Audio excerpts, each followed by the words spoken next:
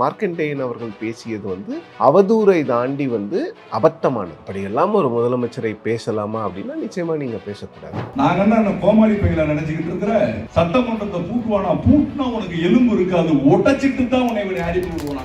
விமர்சனம் பண்ணாலே கைதா, இப்படிதான் நடந்ததா கடந்த கால ஆட்சியெல்லாம் அப்படிங்கிற மாதிரியான விமர்சனத்தை வைக்கிறாங்க. Max Gold, cash for gold. Call 044-4545-4545. திமுக கடந்த காலங்கள்ல சமூக வலைதளங்கள்ல அந்த கட்சியினுடைய தலைவர்களையோ இல்ல அந்த விமர்சனம் செய்யும் போதே இதே போன்று கைது செய்யப்பட்டார். அது எந்த இவங்க பத்திரிகையாளர்களையும் சாமானிய மக்களையும் குண்டர் தடுப்பு சட்டத்தில் கைது பண்ணதை எந்த கோர்ட்டும் ஏற்றுக்கல. எல்லாமே வந்து குவாஷ் தான் பண்ணாங்க. அப்போ திமுக இப்போ பேசுறது நியாயமான்னு கேட்டிங்கன்னா நியாயம் கிடையாது. இவங்க எக்ஸ்ட்ரீமாக விமர்சனத்தை வைக்கிறாங்க. இப்போ முன்னாள் முதல்வர் மு.க. ஸ்டாலின் அவர்கள் என்ன சொன்னால் சாத்தானின் ஆட்சியா அப்படின்லாம் கேட்டிருக்கிறாருங்கிறது பார்க்க முடியுது. திரு அனிதா ராதாகிருஷ்ணன் அவர்களோ, திரு மார்க்கண்டேயன் அவர்களோ, இல்லை வந்து திரு மு.க. ஸ்டாலின் அவர்களோ, திரு உதயநிதி ஸ்டாலின் அவர்களோ அவங்களுடைய பேச்சில் வந்து ஒரு விதமான விரக்தி தெரிகிறது. நம்மளை தோக்கடிச்சிட்டாங்களே, நம்ம இவங்ககிட்ட தோத்துட்டோமே அப்படிங்கிற மாதிரி ஒரு எண்ணம் தான் வெளிப்படுகிறது. முதல்வர் மு.க. ஸ்டாலின் நீங்களும் தான் விமர்சனம் பண்ணீங்க, நாங்கள் உங்களை அரெஸ்ட் பண்ணோமா அப்படின்ற கேள்வியும் முன் வைக்கிறாங்க. அரெஸ்ட் பண்ணிட்டு வேண்டியது யாரும் இவங்களை அரெஸ்ட் பண்ண வேணாம்னு சொல்லவே இல்லை. சுப்ரீம் கோர்ட்டில் போயிட்டு திமுகவினோட வழக்கறிஞர் வந்து ஒரு முதலமைச்சரை அக்யூஸ்டுன்னு பேசுகிறார். அதுக்கு சுப்ரீம் கோர்ட்டை திருப்பி கேட்குறாங்க, நீங்கள் போட்ட எஃப்ஐஆர்லேயே அவர் பேர் இல்லை. எதிர்கட்சிகள் செய்கின்ற அந்த அரசியல் இருக்குல்ல, அது வந்து அவங்க வந்து இடைத்தேர்தல் வரைக்கும் ஏதாவது ஒரு இஷ்யூ வேணும். இப்போ வரைக்கும் அவங்களுக்கு வந்து திரு விஜய் அவர்களுடைய அரசை குறை சொல்வதற்கு எந்த ஒரு பெரிய இஷ்யூவும் கிடைக்கல நான் நினைக்கிறேன். 120 எம்எல்ஏஸ் இருக்கிறாங்க. அவங்க சப்போர்ட் பண்ணுறவங்க மட்டும் 120 எம்எல்ஏஸ் இருக்கிறாங்க. அது இல்லாமல் ஒரு 7 இடங்கள் காலியாக இருக்கிறது. அப்போ எப்படி இந்த ஆட்சி கவரும்? இந்த ஆட்சி கவருவதற்கான வாய்ப்புகளே கிடையாது. ஆனால் 6 மாதத்தில் கவிழ்ந்துடும். பழைய ஜோக் ஒன்று எடுத்துக்கிட்டு அமைச்சர்கள் முகம் யாருக்கும் தெரியல அப்படிங்கிற மாதிரி அந்த அரைச்சமாவையே அவங்க அரைக்கிற மாதிரி தான் தெரியுது. யாருக்கிட்டையும் புதிதாக ஒரு விமர்சனம் இருக்கிற மாதிரி எனக்கு தெரியும். குறைந்த விலை, நிறைந்த தரம், தங்கள் தேவைகள் அனைத்தும் ஒரே இடத்தில். ஜெயச்சந்திரன். இந்த 5 மீடியா நேயர்களுக்கு வணக்கம். தற்போது நம்முடைய பத்திரிகையாளர் சிவபிரன் அவர்கள் தான் இணைந்திருக்கிறார்கள். பேச நிறைய விஷயங்களுக்கு பேசலாம். சார் வணக்கம். தொடர்ந்து ஒவ்வொரு நாளும் வந்து அரசியல்களும் வெவ்வேறு மாதிரி வந்து இருக்குது அப்படிங்கிறத பார்க்க முடியுது. அப்போது பொதுவாக பேசப்படுற விஷயம் என்னென்னா மார்க்கண்டேயன் அவர்களுடைய கைது. இது வந்து அவங்க தரப்புலேருந்து வைக்கிறது என்னென்னா விமர்சனம் பண்ணாலே கைதா, இப்படி தான் நடந்ததா கடந்த கால ஆட்சியெல்லாம் அப்படிங்கிற மாதிரியான விமர்சனத்தை வைக்கிறாங்க. ஆனால் அவர் என்ன பேசினார் அப்படிங்கிறத நம்ம கண்ணால் பார்க்குறோம், நல்லா தெரியுது, தெளிவாக தெரியுது. அப்படி பேசினாலும் ஒரு எம்எல்ஏ அப்படிங்கிறதுனால இவங்க வந்துட்டு விட்டு கொடுத்து போகணுமா அப்படின்ற ஒரு கேள்வி மக்கள் மத்தியில் இருக்கிறத பார்க்க முடியுது. இது நீங்கள் எப்படி நினைக்கிறீங்க? ஒரு எம்எல்ஏவா இல்லையா அப்படிங்கிறத தாண்டி முதல்ல நாம் பேசக்கூடிய விஷயங்கள் என்னவாக இருக்கிறது அப்படிங்கிறது. அவர் பேசியது தவறு, அனிதா ராதாகிருஷ்ணன் அவர்கள் பேசியதும் தவறு, அதில் எந்த மாற்று கருத்துமே கிடையாது.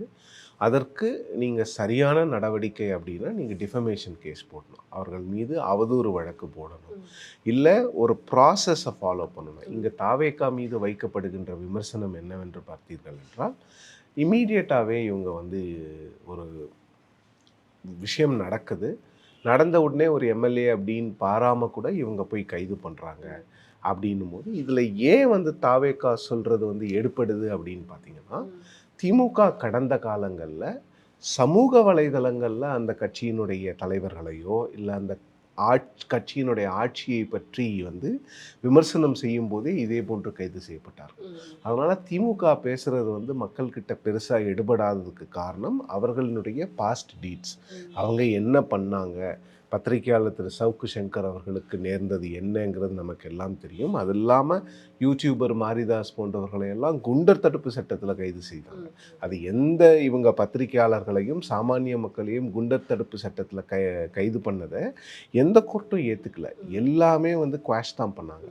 அப்போ திமுக இப்போ பேசுகிறது நியாயமான்னு கேட்டிங்கன்னா நியாயம் கிடையாது. ஆனால் தாவேகா ஒரு அரசாக அவர் சட்டமன்ற உறுப்பினரோ இல்லையோ யாரோ ஒரு முதலமைச்சரை பேசக்கூடாத விதத்தில் பேசியதற்காக உடனே கைது அப்படின்னு போனீங்கன்னா அது வந்து நாளைக்கு வந்து இது வந்து ஒரு ட்ரெண்டு மாதிரி மாறிடும். அதை வந்து அரசாங்கங்கள் அதை எப்படி கையாள வேண்டுமோ அப்படி கையாளணும். இப்போ திரு அனிதா ராதாகிருஷ்ணன் அவர்களை காலையில் கைது செய்கிறாங்க, ஈவினிங்கே வந்து ஜட்ஜி வந்து அவரை ரிலீஸ் பண்ணிடுறாங்க. பட் மார்க்கண்டேயன் அவர்கள் பேசியது வந்து அவதூறை தாண்டி வந்து அபத்தமானது. அப்படியெல்லாம் ஒரு முதலமைச்சரை பேசலாமா அப்படின்னா நிச்சயமாக நீங்கள் பேசக்கூடாது. நீங்கள் மேடை பேச்சில் பேசலாம், மேடை பேச்சு அப்படின்னு ஒரு விஷயம் இருக்குன்னு திமுக அதை ஜஸ்டிஃபை பண்ணாலும் அது ஏற்றுக்கொள்ள முடியாது. காவல்துறை கைது செய்த விதத்தை நிச்சயமாக நீங்கள் வந்து கிரிட்டிசைஸ் பண்ணி தான், ஏன்னா ராத்திரி பேசுகிறாரு, காலங்காத்தால் ஒரு கேஸை ரெஜிஸ்டர் பண்ணி இமீடியட்டாக போயிட்டு காவல்துறை வந்து ஒரு சட்டமன்ற உறுப்பினர் என்று கூட பார்க்காமல் அவரை வந்து கைது பண்ணுறாங்க. பட் அந்த ஃபாஸ்ட் அந்த அந்த ஸ்பீட் இருக்குல்ல, அது வந்து எல்லா கேஸ்லையும் காவல்துறை பண்ணுமா அப்படிங்கிற கேள்வி. பட் அவதூறு வழக்குகளில் தான் இந்த மாதிரி விஷயங்களை வந்து நீங்கள் வந்து கைது பண்ணுறதுனால எந்த ஒரு இமீடியட்டாக நீங்கள் வந்து அதை வந்து ஸ்டாப் பண்ண முடியாது. இன்னொன்று இது வந்து ஒரு ப்ராசஸ் அப்படின்னு இருக்குது. கைது பண்ணுறது மட்டுமே இல்லை. திரு மார்க்கண்டேயன் அவர்களுக்கு 15 நாள் சிறை விதிச்சாச்சு. ஆனால் திரு அனிதா ராதாகிருஷ்ணன் அவர்களும் இதே போன்ற ஒரு வழக்கில் தான், அவதூறு வழக்கில் தான் கைது பண்ணுறாங்க. அவரை அன்னைக்கு இரவே அவரை வந்து விடுதலை பண்ணுறாங்க. ஆனால் இவங்க தரப்புலேருந்து சொல்கிற விஷயம் என்னென்னா, இது அவதூறுக்கும் இது போன்ற, அதாவது வந்து கிட்டத்தட்ட கொலை முயற்சி, கொலை மிரட்டல் அப்படின்ற மாதிரியான அந்த ஒரு இதுக்குள்ளே கொண்டு வரதை பார்க்க முடியும், அந்த ஒரு டேர்ம்குள்ளே கொண்டு வரதை பார்க்க முடியுது. ஏன்னா அவர் என்ன பேசினார் அப்படிங்கிறத நம்ம எல்லாருமே பார்த்தோம். ஸோ இது ரெண்டுத்தையும் ஒன்றா தான் ஹேண்டில் பண்ணணும். ஒரே மாதிரி டிஃபமேஷன் அப்படிங்கிற மாதிரி தான் ஹேண்டில் பண்ணணும். இதை நீங்கள் டிஃபமேஷனாக தவிர வேறு எப்படி கோர்ட்ஸ் ஏற்றுக்கோன்னு எனக்கு தெரியல. நம்ம வெயிட் பண்ணி பார்க்கணும். கோர்ட் இதை வந்து ஒரு மிரட்டல் விடுக்கும் தோணியில் பேசப்பட்டதாக கோர்ட் கொள்கிறதா அப்படிங்கிறத பார்க்கணும். அந்த அரெஸ்ட்டை யாருமே வந்து அது தேவையா இல்லையா அப்படிங்கிறத தாண்டி இது வந்து இதில் வந்து ஒரு எல்லா பக்கமுமே வந்து ஒரு ஒரு மிடில் கிரவுண்டை யாராவது இதில் பண்ணணும். ஏன்னா நாளைக்கு எதுக்கு அரெஸ்ட் பண்ணுறோன்னு தெரியாமல் அரெஸ்ட் பண்ணுறாங்க. ஏற்கனவே பேசப்பட்ட விஷயங்களுக்கு கைது அப்படிங்கிறது வந்து ஒரு இமீடியட் ஸ்டெப்பாக இருக்காது அப்படிங்கிறது தான். இந்த சட்டமன்ற உறுப்பினர் பேசிய வகையில் இது வந்து அவதூறை தாண்டி நான் சொன்ன மாதிரி அபத்தமான ஒரு விஷயம். ஒரு முதலமைச்சரை மிரட்டும் விதமாக பேசுவது அப்படிங்கிறது வந்து ஏற்றுக்கொள்ள முடியாதான். பட் கைது செய்யப்பட்டிருப்பது வந்து இது கோர்ட்ஸ் தான் டிசைட் பண்ணும், இது சரியா இல்லையா அப்படிங்கிறது. பட் ஆஸ் யூஷுவல் டிஎம்கே ஆப்போசிஷனாக அவங்க பேச வேண்டிய விஷயங்களை பேசுகிறாங்க. ஆனால் அவர்கள் மறக்கக்கூடிய விஷயம் என்னென்னா, அவங்க ஆட்சியில் இருந்தபோது அன்றைக்கு எதிர்க்கட்சியாக இருந்தவர்களும் மற்றவர்களும் பத்திரிகையாளர்கள் போன்றவர்களும் அவர்கள் மீது இதே விமர்சனத்தை தான் வைத்தார்கள். ஏன்னா நீங்கள் ஒரு ட்வீட் போட்டிங்கன்னாவே உங்களை வந்து நீங்கள் வந்து கைது பண்ணலாம் அப்படிங்கிற மாதிரி ஒரு இந்த ட்ரெண்டை வந்து ஒரு 10-15 வருஷமாகவே இந்த ட்ரெண்ட் இருக்குது. இதை யாராவது ஒருத்தர் மாற்றணும் அப்படிங்கிறதா. பட் இங்கே வந்து இதை சொல்லுகின்ற அதே வேளையில் அந்த எம்எல்ஏ பேசினதை யாருமே வந்து ஜஸ்டிஃபை பண்ணலை. எம்எல்ஏ பேசியது வந்து உண்மையிலே தவறான விஷயம். பட் தாவேக்கா தலைமையில் இருக்கக்கூடிய காவல்துறை கூட வந்து இது போன்ற விஷயங்கள்ல அவங்களுடைய நடவடிக்கைகள் சரி. பட் ஒரு ட்வீட் போடுறாங்க, இல்லை முதலமைச்சரை வந்து ஒரு ஜனநாயக ரீதியில் கிரிட்டிசைஸ் பண்ணுறாங்க, அது போன்ற விஷயத்துக்கெல்லாம் நீங்கள் அரெஸ்ட் அப்படிங்கிற அந்த எக்ஸ்ட்ரீம் ஸ்டெப்புக்கு போயிட்டீங்கன்னா அப்புறம் இங்கே கருத்து சுதந்திரம் அப்படிங்கிற விஷயமே இல்லாமல் போயிடும். இதை திமுக எப்படி கையாளுது அப்படின்னு பார்க்க வேண்டிய ஒரு கட்டாயம் நம்மளுக்கு ஏற்பட்டிருக்கு. இவங்க எக்ஸ்ட்ரீமாக விமர்சனத்தை வைக்கிறாங்க. இப்போ முன்னாள் முதல்வர் மு.க. ஸ்டாலின் அவர்கள் என்ன சொன்னால், சாத்தானின் ஆட்சியா அப்படின்லாம் கேட்டிருக்கிறாருங்கிறது பார்க்க முடியுது. இது அரசியலாக்குறாங்கன்னு உங்களுக்கு தெரியுது. அது ரொம்ப எக்ஸ்ட்ரீமாக போகுதோ அப்படின்ற மாதிரியான ஒரு கோடுக்குள்ளே வருது. திமுகவினுடைய தலைமையிலிருந்து கீழ் வரைக்கும் அவர்கள் வந்து தாவேக்காவினுடைய வெற்றியை இன்னும் ஏற்றுக்கொள்ளக்கூடிய நிலையில் இல்லை. அந்த விரக்தியின் வெளிப்பாடு தான் அவர்களுடைய வார்த்தைகளாக வெளிவருகின்றது. அப்படிதான் நான் பார்க்குறேன். திரு அனிதா ராதாகிருஷ்ணன் அவர்களோ, திரு மார்க்கண்டேயன் அவர்களோ, இல்லை வந்து திரு மு.க. ஸ்டாலின் அவர்களோ, திரு உதயநிதி ஸ்டாலின் அவர்களோ, அவங்களுடைய பேச்சில் வந்து ஒரு விதமான விரக்தி தெரிகிறது. நம்மளை தோக்கடிச்சிட்டாங்களே, நம்ம இவங்ககிட்ட தோத்துட்டுமே அப்படிங்கிற மாதிரி ஒரு எண்ணம் தான் வெளிப்படுகிறது. சாத்தானின் ஆட்சி அப்படிங்கிறதுக்கு உங்கள் சட்டமன்ற உறுப்பினரை கைது செய்யப்பட்டதற்காக நீங்கள் வந்து அந்த ஒரு தடித்த வார்த்தையை நீங்கள் யூஸ் பண்ணுறீங்க, இல்லைன்னு சொல்ல. ஆனால் இதே போன்ற விஷயங்கள் கடந்த ஆட்சியில் நடந்திருக்கிறதா இல்லையா? இப்போது திமுகவில் இருக்கிறவங்க எல்லாருமே வந்து இந்த ஆட்சி 6 மாதத்தில் கவிழ்ந்துடும், இல்லை முதலமைச்சருக்கு ஒன்றுமே தெரியல, முதலமைச்சர்னா இன்னொன்று பழைய ஜோக்கு ஒன்று எடுத்துக்கிட்டு அமைச்சர்கள் முகம் யாருக்கும் தெரியல அப்படிங்கிற மாதிரி அந்த அரைச்சமாவையே அவங்க அரைக்கிற மாதிரி தான் தெரியுது. யாருக்கிட்டையும் புதிதாக ஒரு விமர்சனம் இருக்கிற மாதிரி எனக்கு தெரியல. இன்னமும் அவர்கள் வந்து அந்த தோல்வியை ஏற்றுக்கொள்ள முடியாமல் ஒரு நீஜர்க் ரியாக்ஷனை கொடுத்துட்டு இருக்கிறதுனால தான் அவங்க வந்து இந்த இஷ்யூஸில் வந்து ஒரு ஒரு ஒரு ப்ராப்பர் ஸ்டாண்டை எடுக்க மாட்டேங்கிறாங்க. இது ஒரு ப்ராப்பர் ஸ்டாண்ட் எடுக்க மாட்டேங்கிறாங்கிறத தாண்டி ஒவ்வொரு விஷயத்தையும் வந்துட்டு பெரிதாக பயன்படுத்தி கொள்கிறார்களோ, அதாவது மக்கள் மத்தியில் வந்து அவர் பேசுறது தப்பு, அதை யாருமே பேச மாட்டேங்கிறீங்களே அப்படிங்கிற விமர்சனங்களை தான் நம்மளால பார்க்க முடியுது. நம்ம காமன் மேன் கிட்ட பேசும்பொழுதோ இல்லை நம்ம வந்து ஒரு கமெண்ட் செக்ஷன் போய் பார்க்கும் பொழுதோ அவர் என்ன பேசினாரு அதை யாருமே சொல்ல மாட்டேங்கிறீங்களே அப்படின்ற ஒரு ஆதங்கம் மக்கள் தரப்புல இருக்கு. அதாவது காமன் மேனை பார்க்கும்போது அதை யாரும் திமுக தரப்புல சொல்லவும் இல்லை. அது மட்டும் இல்லாமல் வந்து ஒரு சின்ன விஷயமா இருக்க வேண்டியதை பெருசாக்குறாங்களோ, அவங்க தரப்பு இதை பார்க்கவே மாட்டேங்கிறாங்களோ அப்படிங்கிற ஆதங்கம் இருக்கு இல்லையா, அதை ஏன் அவங்க யோசிக்க மாட்டேங்கிறாங்க? அந்த டிஸ்கனெக்ட் தான். இன்னமும் வந்து அவங்க வந்து மக்களால் தேர்ந்தெடுக்கப்பட்ட ஆட்சி தான் தமிழ்நாட்டில் நடக்குது அப்படிங்கிறதே அவங்க வந்து உணராமல் பேசுவது தான். நான் இல்லைன்னா ஒன்று பேட்டர்னைசிங்காக பேசுகிறாங்க, நாங்கள் அனுப்பிச்சி வச்சவங்க தான் உங்களுக்கு ஆதரவு கொடுக்குறாங்க, அவங்க இல்லைன்னா உங்கள் ஆட்சி கலைஞ்சிருங்கிறாங்க. அதன் பிறகு டெஸ்பிரேஷனில் பேசக்கூடிய விஷயம் என்னன்னு பார்த்தீங்கன்னா, ஒரு விரக்தியில் 6 மாதத்தில் உங்கள் கவர்மெண்ட் இருக்காது. அப்புறம் இன்னொரு விதமான விரக்தின்னு பார்த்தீங்கன்னா, உங்கள் அமைச்சர்கள் பேர் யாருக்குமே தெரியல, உங்களுக்கு தெரியுமா? ஏங்க, ஒரு முதலமைச்சருக்கு அமைச்சரின் பெயர் தெரியாமல் இருக்குமா? அமைச்சர் வந்து நின்னால் கூட உங்களுக்கு யாருன்னு கண்டுபிடிக்க முடியாது, அவர் யார், அவர் அமைச்சரா எம்எல்ஏவான்னு தெரியாதுன்னு சொல்வது வந்து, இதை உங்கள் மீது இந்த விமர்சனத்தை வைத்தால் நீங்கள் ஏற்றுக்கொள்வீர்களா? சரி, இங்கே பேசிக்கலாக திமுக புரிஞ்சிக்க வேண்டிய விஷயம் என்னென்னா, தாவேக்காவுக்கு வெற்றி பெற்ற 107 பேரும் அவர்கள் கூட்டணி கட்சியினர் 13 பேர் அவர்களுக்கு ஆதரவு கொடுக்குற இந்த 120 பேரும் இவங்க எப்படி மக்களால் தேர்ந்தெடுக்கப்பட்டாங்களோ அதே மாதிரி அவங்களும் அதே தமிழ்நாட்டு பிரஜைகளால் தேர்ந்தெடுக்கப்பட்டவங்க தான். அந்த ஒரு விஷயத்தை திமுக புரிஞ்சிக்காம பேசுறதா இது எல்லாத்துக்கும் காரணம்னு நினைக்கிறேன். அவங்க என்னன்னா, இந்த தாவேக்கா ஆட்சி மீது ஏதாவது ஒரு ரீசன் கிடைக்குமா இந்த ஆட்சி, ஏன்னா இது ஏன் இந்த ரியாக்ஷன் இப்படி இருக்குன்னு பார்த்தீங்கன்னா, தாவேக்கா கிட்ட இருந்து குறிப்பாக முதலமைச்சர் ஜோசப் விஜய் அவர்கள்கிட்ட இருந்து திமுக மீது வருகின்ற விமர்சனங்கள் ரொம்ப காட்டமாக இருக்குது. அவர் முழுக்க என்ன பண்ணுறாங்கன்னா, ஊழல் மேலே என்னென்ன குற்றச்சாட்டுகள் எடுக்கணும், ஊழல் இல்லாத ஆட்சி கொடுக்குறோம், அது இல்லாமல் அவர் கரூரில் பேசும்போது திமுகவை நீங்கள் இடைத்தேர்தலில் திமுகவுக்கு தகுந்த பாடம் புகட்டணும் அப்படிங்கிற மாதிரி சொன்னார். இன்னொன்று, திமுக கிட்ட இருக்கக்கூடிய குறைகள், அந்த கரப்ஷன் அலிகேஷன்ஸ் என்னென்ன இருக்குது, அவங்க டெண்டர்ஸை எப்படி இன்ஃப்ளேட் பண்ணாங்க, எல்லாத்தையும் விஜய் அவர்கள் மேடையில் பேசும்போது அது மக்கள்கிட்ட வெகுவாக ரீச் ஆகுது. ஏன்னா விஜய் அவர்களுடைய அந்த பாணி, அந்த பேசுகிற ஸ்டைலு, அந்த சினிமேட்டிக் எக்ஸ்பிரஷன்ஸு, அந்த ட்ராமேட்டிக்கான எல்லாமே வந்து விஜய் அவர்களுடைய பேச்சும் கூட நீங்கள் பார்த்தீங்கன்னா எல்லாமே ஒரு கொரியோகிராஃப்ட் மாதிரி தான் இருக்குது. ஏற்கனவே ஒரு செட் ஸ்பீச்சு, அதை ப்ராப்பராக டயலாக் டெலிவரி மாதிரி அதை ப்ராப்பராக ஒரு சினிமா மாதிரி தான் அவங்க அதை கொண்டு வராங்க.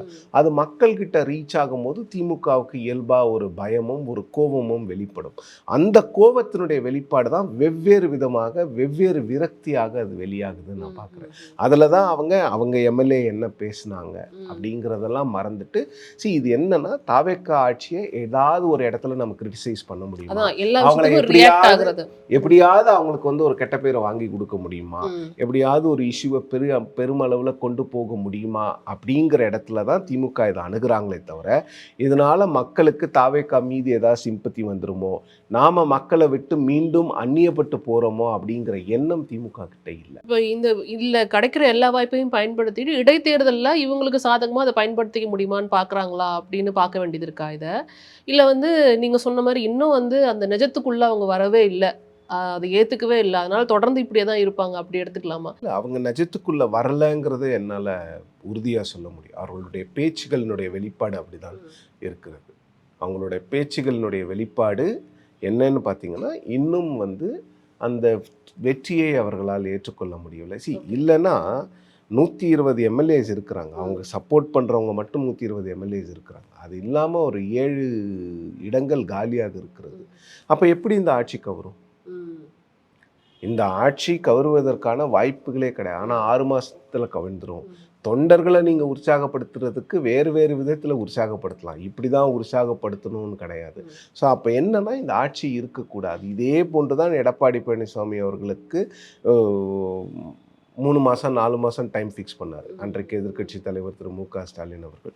திரு மு.க. ஸ்டாலின் ஆட்சிக்கு திரு எடப்பாடி பழனிசாமி வந்து அமாவாசை கணக்கு செட் பண்ணார். 10 அமாவாசை இருக்க மாட்டாங்க, 22 அமாவாசை இருக்கும். அந்த மாதிரி இவங்க 6 மாதம்னு கொண்டு வராங்க.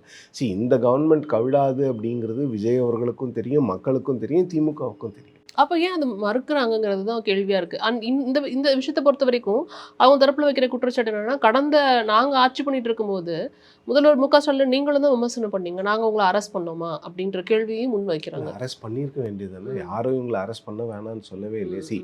ஒருவர் வந்து தரம் தாழ்ந்து விமர்சனம் செய்கிறார், அதற்கு அரெஸ்ட் மட்டும்தான் தீர்வு அப்படின்னு தாவேக்கா இன்னைக்கு நினச்ச மாதிரி அன்னைக்கு திமுக நினச்சிருந்தா நீங்கள் பண்ணியிருக்க வேண்டியதானே. கோர்ட்டில் போயிட்டு நீங்கள் அதை ப்ரூவ் பண்ணணும், அவ்வளோதானே. இன்னைக்கு மார்க்கண்டேயன் அவர்களுடைய கைதை கூட கோர்ட்டில் ப்ரூவ் பண்ணி தானே ஆகணும். இது வந்து பனிஷபிள் அஃபென்ஸ் அப்படிங்கிறத கோர்ட்டில் காவல்துறை ப்ரூவ் பண்ணி தானே ஆகணும். அன்னைக்கு நீங்கள் அரெஸ்ட் பண்ணியிருக்க வேண்டியதானே. இது என்னன்னா, திமுக அன்னைக்கு வந்து அவர்களுடைய பயத்தின் வெளிப்பாடாக தான் இப்போது சுப்ரீம் கோர்ட்டில் போயிட்டு திமுகவினோட வழக்கறிஞர் வந்து ஒரு முதலமைச்சரை அக்யூஸ்டுன்னு பேசுகிறார். அதுக்கு சுப்ரீம் கோர்ட்டை திருப்பி கேட்குறாங்க, நீங்கள் போட்ட எஃப்ஐஆர்லேயே அவர் பேர் இல்லை. அதற்கு திமுகவினுடைய இணையத்தில் இருக்கிறவங்க என்ன சொல்கிறாங்க, அன்னைக்கே போட்டிருக்கணும், இதுதான் தப்பு. அன்னைக்கு உங்களுக்கு ஒரு கால்குலேஷன் இருந்தது, அதனால் நீங்கள் வந்து அன்னைக்கு விஜய் அவர்களுடைய பெயரை நீங்கள் வந்து எஃப்ஐஆரில் கொண்டு வரல, திரு ஆதவ் அர்ஜுனா அவர்களுடைய பெயரையும் நீங்கள் எஃப்ஐஆரில் கொண்டு வரல. அதுக்கு இப்போ உட்காந்து நாங்கள் நினச்சிருந்தா அரெஸ்ட் பண்ணியிருக்கலாம் அப்படின்னா அதெல்லாம் வந்து என்னென்னா ஒரு திருப்பி அது வந்து பேட்டர்னைசிங் ஆட்டிடியூடில் பேசுகிற மாதிரி தான் இருக்குது. நாங்கள் ஆட்சியில் இருந்தோம், எங்களை நீங்கள் சாதாரணமாக எடுத்துக்காதீங்க, நாங்கள் தான் இப்போ 2 மாதம் முன்னால் வரைக்கும் ஆட்சியில் இருந்தோம் அப்படிங்கிற மாதிரி. அவங்களுக்கு வந்து ஏதாவது ஒரு காரணம் கிடைக்குமா விஜய் அவர்களுடைய அரசை குறை சொல்வதற்கு, இல்லை இந்த அரசை வந்து ஒரு பேட் லைட்டில் ப்ரொஜெக்ட் பண்ணுறதுக்கு ஏதாவது ஒரு காரணம் கிடைக்குமா அப்படின்னு பார்க்குறாங்க. இன்னொன்று, இடைத்தேர்தலுக்கு இவங்களுக்கு வந்து திரு விஜய் அவர்களுக்கு எதிராக ஓட்டு கேட்பதற்கு எந்த ஒரு காரணமும் இல்லை. அது அதிமுகவுக்கும் இல்லை, திமுகவுக்கும் அந்த காரணம் இல்லை. ஸோ கிடைக்கிற காரணத்தை பயன்படுத்திக்கிறாங்க, விஷயங்களை பயன்படுத்திக்கிறாங்க. இந்த காரணத்தை வச்செல்லாம் மக்கள் ஓட்டு போடுவாங்களான்னு கேட்டிங்கன்னா நிச்சயமாக ஓட்டு போடுவாங்க. இல்லை, அங்கே வந்து அவங்க தரப்பினர் வந்து பயங்கரமாக ஆர்ப்பாட்டம் பண்ணாங்க, ஈடுபட்டாங்கிறதெல்லாம் பார்க்க முடியுது. அதுவும் கிட்டத்தட்ட வந்து 50 லாயர்ஸ்க்கு மேலே வந்து அவருக்காக போய் நின்னாங்க அப்படின்னு பார்க்கக்கூடாது. இருந்தும் ரிமாண்டில் வச்சுட்டாங்க அப்படிங்கிறது. ஆனால் நான் எல்லாருமே எதிர்பார்த்தது என்னென்னா பெயில் கிடச்சிரும் அப்படிங்கிறத எதிர்பார்த்தோம். பட் ரிமாண்ட் பண்ணுவாங்கங்கிறது யாருமே எதிர்பார்க்கல. அது is this a serious issue அப்படிங்கிற மாதிரி தான் எங்களுக்கு தோணுச்சு. அது எப்படி எடுத்துக்கலாம் சார் நம்ம? இல்லை, இது கோர்ட்ஸ் தான் டிசைட் பண்ணுவாங்க. நான் என்னுடைய அந்த விமர்சனம் எங்கன்னா, ஒருத்தர் பேசுகிறதுக்காக நீங்கள் டிஃபமேஷன் போடாமல் நீங்கள் அரெஸ்ட்டுன்னு போனீங்கன்னா அது எண்ட்லெஸ்ஸாக அந்த லிஸ்ட்டு போயிட்டே இருக்கும் அப்படிங்கிறதா. ஏன்னா திமுக ஆட்சியில் கூட நீங்கள் வந்து நமக்கு எல்லாம் தெரியும், பத்திரிகையாளர்கள்லேருந்து எல்லாரும் எப்படி கைது செய்யப்பட்டாங்க அப்படின்னு. இன்னொன்று, அதிமுக ஆட்சி காலத்தில் ஒரு கார்ட்டூனுக்காக நக்கீரன் கோபால் அவர்கள் வந்து கைது செய்யப்படுகிறார். இது வந்து எண்ட்லெஸ்ஸாக இந்த லிஸ்ட் வந்து போயிட்டே இருக்கும் அப்படின்னும் போது எங்கேயாவது ஒரு இடத்துல நீங்கள் ஒரு லைனை ட்ரா பண்ணணும், எது டிஃபமேஷன், எது வந்து கிரிமினல் அஃபென்ஸ் அப்படிங்கிறது. பட் இதில் போலீஸ் வந்து இல்லை, அவர் உண்மையிலே வந்து மிரட்டும் தோனியில் தான் பேசினார், அது வந்து லா அண்ட் ஆர்டருக்கு ஒரு த்ரெட்டு, ஒரு முதலமைச்சரை அப்படி பேசக்கூடாதுன்னு போலீஸ் அதை ப்ரூவ் பண்ணி கோர்ட் ஏற்றுக்குச்சுன்னா then it will be accepted. அதில் கோர்ட்டில் நீங்கள் ப்ரூவ் பண்ணிட்டீங்கன்னா அதில் வந்து எந்த பிரச்சனையுமே கிடையாது. பட் எதிர்க்கட்சிகள் செய்கின்ற அந்த அரசியல் இருக்குல்ல, அது வந்து அவங்க வந்து இடைத்தேர்தல் வரைக்கும் ஏதாவது ஒரு இஷ்யூ வேணும். இப்போ வரைக்கும் அவங்களுக்கு வந்து திரு விஜய் அவர்களுடைய அரசை குறை சொல்வதற்கு எந்த ஒரு பெரிய இஷ்யூவும் கிடைக்கல நான் நினைக்கிறேன். அவங்க பேசுகிறது இந்த சோஃபா மாடல் இதெல்லாம் வந்து குதிரை பேரம் அப்படிங்கிறது வந்து நான் இன்னமும் நம்புகிறேன். அது நடந்ததுனால தான் 6 உறுப்பினர்கள் வந்திருக்காங்க அப்படின்னு. ஆனால் மக்கள்கிட்ட அது எடுப்படுதா அப்படின்னு நீங்கள் இறங்கி கேட்டிங்கன்னா யாரும் பண்ணாததை பண்ணிட்டாங்களான்னு கேட்குறாங்க. அதற்காக நான் அதை நியாயப்படுத்தலை, அது தவறு தான், இன்னமும் நான் சொல்கிறேன். பட் மக்கள்கிட்ட அது எடுபடுகின்ற வகையில் நீங்கள் அதை பெருசாக இது பண்ண முடியாதுல்ல. இப்போ இதை கவுண்டர் பண்ணுற மாதிரி தான் திமுக மீது அதே போன்று ஒரு வழக்கு இருக்குது. நீங்களும் குதிரை பேரம் பண்ணீங்க எங்கள் எம்எல்ஏக்கள்னு. இப்போ அந்த குதிரை பேரம் அப்படிங்கிறது வந்து அப்படியே நியூட்ரலைஸ் ஆகிடுச்சு, யாருமே இப்போ அதை பற்றி பேசுகிறது கிடையாது. இடைத்தேர்தலில் இப்போ எந்த இஷ்யூவை வச்சு விஜய் அவர்களுக்கு வந்து இஷ்யூ இருக்குது, சிம்பிளாக போய் கேட்பார், 2.5 மாதத்தில் நான் வந்து ஊழலை ஓரளவுக்கு குறைக்கிறதுக்கான வாய்ப்பை நாங்கள் உருவாக்கி இருக்கிறோம், யார் லஞ்சம் கேட்டாலும் கொடுக்காதீங்கன்னு நானே சொல்லியிருக்கேன், என் பேச்சை கேளுங்க. இன்னொன்று, எனக்கு 107 பேர் கொடுத்தீங்க, இன்னும் ஒரு 10-12 பேர் குறையிறாங்க, அதையும் கொடுத்துட்டிங்கன்னா 5 வருஷம் நான் கம்முன்னு நான் என் வேலையை பார்ப்பேன் அப்படின்னு ஒரு பஞ்ச் டயலாக பேசினார்னா அது எடுப்படும் அப்படிங்கிறது என்னுடைய தனிப்பட்ட கருத்து. ஸோ அவருக்கு வந்து இந்த பை எலெக்ஷனை ஜெயிக்கிறது வந்து ஈஸி. இந்த பை எலெக்ஷனில் ஒரு அஜெண்டாவை கொண்டு போய் மக்களை கன்வின்ஸ் பண்ணி 3 மாதத்துக்கு முன்னால் நடந்த ஒரு எலெக்ஷன் ரிசல்ட்டை அப்படியே ரிவர்ஸ் பண்ணுறது இல்லை அதை பாதியாக மாற்றுறது அப்படிங்கிறது வந்து ரொம்ப ஒரு ஹெர்குலியன் டாஸ்க். ஸோ அதை வந்து எதிர்க்கட்சிகள் வந்து அது எப்படி பண்ணுறதுன்னு தெரியாமல் அவங்க தவிக்கிறாங்க. ஏன்னா அவங்களுக்கே புரியுது, ஒரு 60 வருடம் ஆண்ட 2 கட்சிகளையும் 2.5 வருடமே இருந்த ஒரு கட்சிக்கு ஆட்சி பொறுப்பை கொடுத்த மக்கள் அவங்களுக்கு இன்னும் ஒரு 10 சீட்டு தான் இல்லை, 10 சீட்டு இருந்தால் நிலையான ஆட்சி இருக்கும் அப்படின்னு ஒரு சர்க்கம்ஸ்டான்சஸ் வரும்பொழுது இந்த சர்க்கம்ஸ்டான்சஸை மக்கள் நிச்சயமாக புரிஞ்சுப்பாங்க அப்படின்னு தான் நான் நினைக்கிறேன். அதில் வந்து பெருமளவில் பை எலெக்ஷனில் வந்து தாவேக்காவுக்கு செட்பேக் இருக்கும்லாம் நான் நினைக்கல. அதில் இவங்க சொல்லக்கூடிய விஷயங்கள் என்னன்னு பார்த்தீங்கன்னா எல்லாமே அதிமுகவினுடைய முன்னாள் சட்டமன்ற உறுப்பினர்களாக இருக்கிறாங்க, அவங்களுக்கு மக்கள் வந்து ரெட்டையிலையில் ஓட்டு போட்டாங்க, இப்போ எப்படி விசிலுக்கு போடுவாங்க அப்படின்னு. ஸோ நான் என்னுடைய பதில் எங்கேருந்து வருதுன்னா, யார் கேண்டிடேட்டுன்னு பார்க்காம தான் விசிலுக்கு போட்டாங்க 107 சீட்டில். அதில் விஜய் அவர்களுடைய சீட்டு இன்னொன்று ஒரு 10 பேர் எடுத்துக்கோங்களேன், அவங்கள தவிர வேறு யாருமே பரிச்சயமான முகங்களே கிடையாது. அந்த தொகுதியில் கூட அவங்க பரிச்சயமான முகங்கள்லாம் கிடையாது.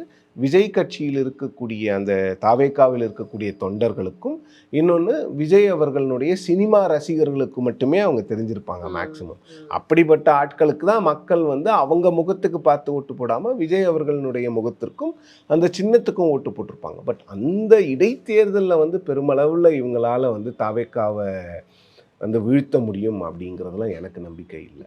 Max Gold, cash for gold. Call 044-4545-4545. குறைந்த விலை நிறைந்த தரம் தங்கள் தேவைகள் அனைத்தும் ஒரே இடத்தில். ஜெயச்சந்திரன்.